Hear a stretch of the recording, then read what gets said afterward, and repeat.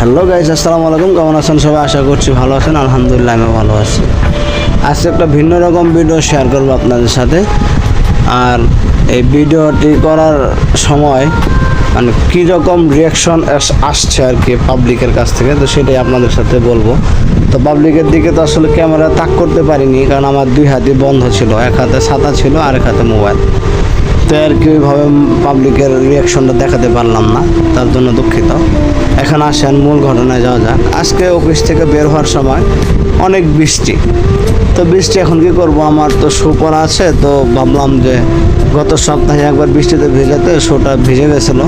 তো মনে করেন যে পুরো সপ্তাহে বৃষ্টি ছিল, তাই আমার এই শুটা শুকাতে মানে প্রায় 10 দিনের মতো সময় লাগছে। মানে বৃষ্টি নাই, ফ্যানের বাতাসে একটু একটু শুকায় না, পুরো ভিজে গেছিলো। মানে পুরোপুরি কমপ্লিট শুকাইতে 10 দিনের মতো সময় লাগছে।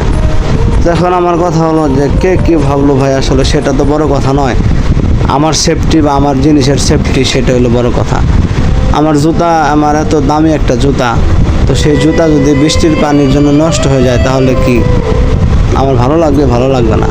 তাই আমি পন্থাটা অবলম্বন করছি, হ্যাঁ আমার জুতাটা সেফ হলো, আমার সমস্যা নেই। তো এখন মানুষ মনে করেন যে আমাকে দেখে, আমার পায়ের দিকে তাকায় থাকে মিনিমাম 30-40 সেকেন্ড, তারপরে আস্তে আস্তে আমার মুখের দিকে দেখে। মানে কি যে একটা অবস্থা।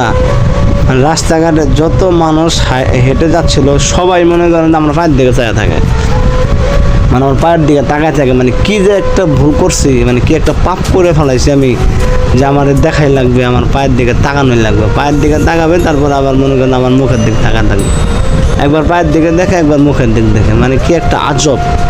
আসলে কি একটু অন্যরকম